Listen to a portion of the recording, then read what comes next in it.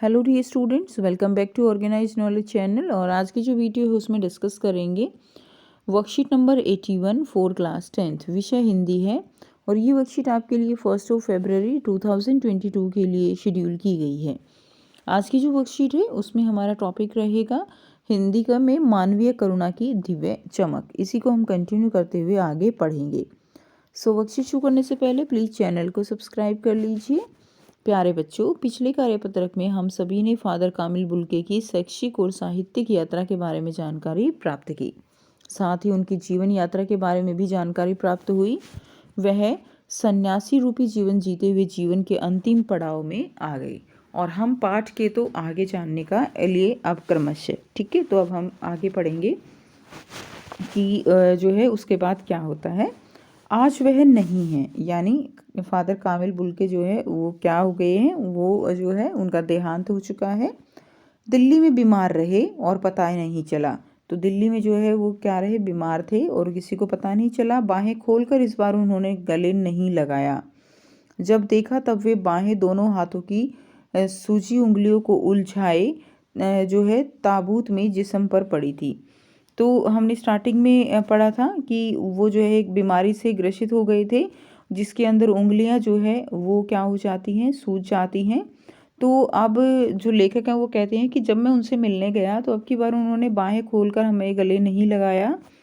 उन्होंने उनकी जो उंगलियां थी वो सूजी हुई थी और वो ताबूत में जिस्म पर पड़ी थी। ठीक है। जो शांति बरसती थी वह चेहरे पर जो है स्थिर थी। तरलता जम गई थी। ठीक है। वह 18 अगस्त 1982 की सुबह 10 बजे का समय था। दिल्ली में कश्मीरी गेट के निकलसन कब्र गाह में उनका ताबूत एक नीली गाड़ी से उतारा गया। कुछ पादरी, ठीक है, कौन कौन थे वहाँ पे, कुछ पादरी, रघुवंश जी का बेटा और उनके परिजन राजेश्वर सिंह उन्हें उसे उतार रहे थे। हमने पढ़ा था रघुवंश जी उनके जो बहुत ही अच्छे मित्र थे। ठीक है। और उनके परिजन थे राजेश्वर सिंह। तो वो लोग जो उनको उतार रहे थे। फिर उसे उठाकर एक लंबी संकरी उदास पेड़ों की घनी छांव वाले सड़क से कब्रगाह के आखिरी छोर तक ले जाया गया, जहां धरती की गोद में सुलाने के लिए कब्र अवाक मुंह खोले लेटी थी। ऊपर करील की घनी छां थी और चारों ओर कब्र जो है कब्रें और तेज धूप के वृत्त। ठीक है। जैनेंद्र कुमार, विजेंद्र स्नातक, अजीत कुमार, डॉक्टर निर्मला जैन और मसीही समुदाय के लोग, पादरीगण, उनके बीच में ग्यारिक वसन पहने इलाहाबाद के प्रसिद्ध विज्ञान शिक्षक डॉक्टर सत्यप्रकाश और डॉक्टर रघुवंश भी, जो अकेले उस संकरी सड़क की ठंडी उदासी में बहुत पहले से खामोश दुख की किन्हीं अपरिचित आहटों से दबे हुए थे। यानी ये लोग जो है अंतिम संस्कार के लिए आए हुए थे। ठीक है। जैनेंद्र कुमार, विजेंद्र स्नातक, अजीत कुमार, डॉक्टर निर्मला जैन मसीह समुदाय के लोग थे।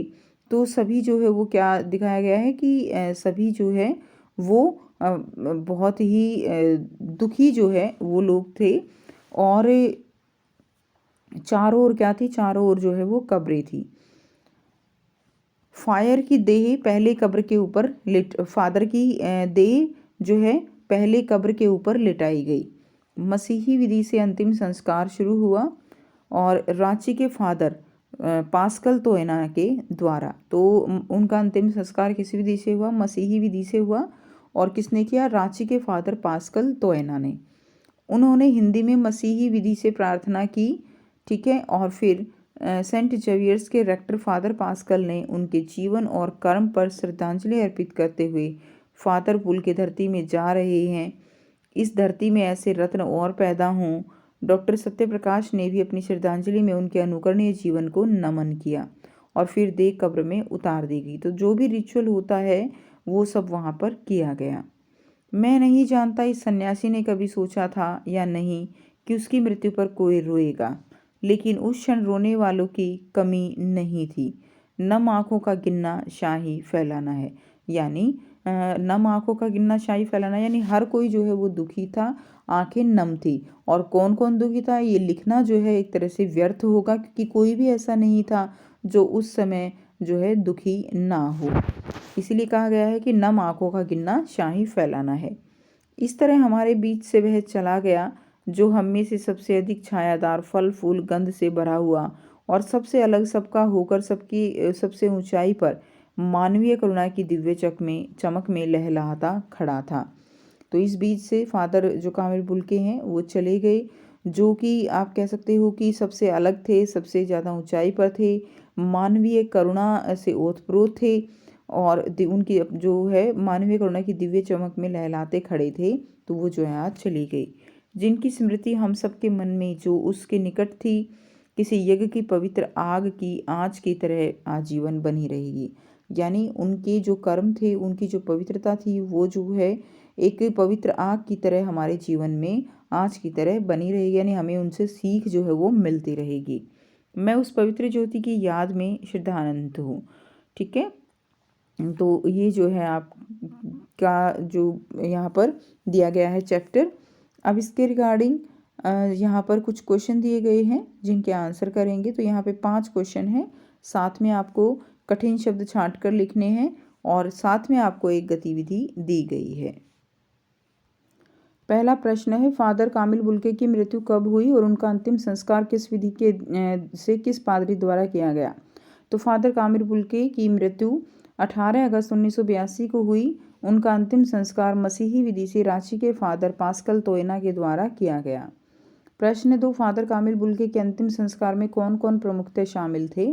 तो उनके अंतिम संस्कार में Jainendra Kumar, Vijendra Snatak, Ajit Kumar, doctor Nirmala Jain, doctor Satyaprakash, doctor Raghuvansh आदि शामिल थे। प्रश्न 3, फादर बुल्के के किन किन गुणों ने आपको प्रभावित किया और आप जो है किसे आप अपने जीवन में अपनाना चाहेंगे, लिखिए। तो फादर बुल्के की सादगी, मानवता, दयालुता और हिंदी भाषा के प्रति प्रेम आदि गुणों ने हमें प्रभावित किया। मैं इन सभी गुणों को अपने जीवन में अपनाने की कोशिश करूँगा। नेक्स्ट देखिए, नंबर 4 है, लेखक ने मानवीय करुणा की दिव्य चमक किसे और क्यों कहा है। तो लेखक ने फादर कामिल बुल्के को मानवीय करुणा की दिव्य चमक कहा है क्योंकि वे नेक दिल वाले व्यक्ति थे, जिनकी रगों में दूसरों के लिए प्यार, ममता और अपनेपन का भाव जो है वो भरा था। प्रश्न 5 है, नम आँखों को गिनना शाही फैलाना है, इसका आशय बताना है। प्रस्तुत पंक्ति का आशय है कि फादर बुल्के की मृत्यु पर वहां उपस्थित नम आँखों वाले व्यक्तियों के नामों का उल्लेख करना सिर्फ शाही को बर्बाद करना है। कहने का आशय है कि आंसू बहाने वालों की संख्या इतनी अधिक थी कि उसे गिनना संभव नहीं था। प्रश्न 6, गतिविधि है, कार्यपत्रक से आए कठिन शब्दों का अर्थ सहित लिखिए। तो अनुकरणीय, जो अपनाने के योग्य हो, ठीक है, ये लिख देंगे आप। स्मृति यानी याद, आजीवन यानी जीवन भर, करुणा यानी दया। प्रश्न 7 है, गतिविधि दी गई है, फादर कामिल बुल्के पाठ से हिंदी भाषा के प्रति प्रेम की जो छवि आपके हृदय में स्थापित हुई है, उसका संक्षिप्त वर्णन करते हुए दूसरे शहर में पढ़ रहे अपने मित्र को पत्र लिखिए। ठीक है, तो आपको पत्र लिखना है। इस तरह से पत्र लिखेंगे। 28 ब्लॉक सी, दिल्ली, दिनांक लिख देंगे। ठीक है, 28 ब्लॉक सी, नरेला, दिल्ली, दिनांक है 1 फरवरी 2022। प्रिय मित्र, मैं कुशल मंगल हूँ, आशा करता हूँ कि तुम भी कुशल मंगल होगे। तुम्हारा पत्र पाकर मैं बहुत खुश हुआ, तुम्हारा समाचार भी मालूम हुआ। मैं हिंदी भाषा में आगे पढ़ने की सोच रहा हूँ। ठीक है, हिंदी हम सबको सीखनी चाहिए, यह सीखने में बहुत सरल है। यह भारत की राजभाषा है। हिंदी प्रत्येक प्रांत के लोग समझते हैं। आज तो हिंदी विदेशों में भी पढ़ाई जा रही है। असंख्य लोग यह भाषा समझते और बोलते हैं। पूरे भारत में 14 सितंबर को हिंदी दिवस मनाया जाता है और 10 जनवरी को विश्व हिंदी दिवस मनाया जाता है। इस अवसर पर अनेक कार्यक्रम किए जाते हैं। हिंदी सीखने से रोजगार की संभावनाएं भी अधिक हैं, इसलिए मेरा अनुरोध है कि तुम भी हिंदी सीख लो। मुझे उम्मीद है कि तुम हिंदी भाषा सीखने का प्रयत्न करोगी। मेरी ओर से अपने माता पिता को प्रणाम कहना, अपनी छोटी बहन को मेरा आशीष देना। तुम्हारा मित्र रोहन। तो इस तरह से आप जो है ये पत्र लिख देंगे। तो ये थी बच्चों आपके आज की हिंदी की वर्कशीट। आई होप सभी बच्चों को क्लियर है, और अगर वीडियो अच्छी लगी तो वीडियो को ज़रूर से लाइक करना, शेयर करना और चैनल को सब्सक्राइब करना। So thanks for watching, have a nice day.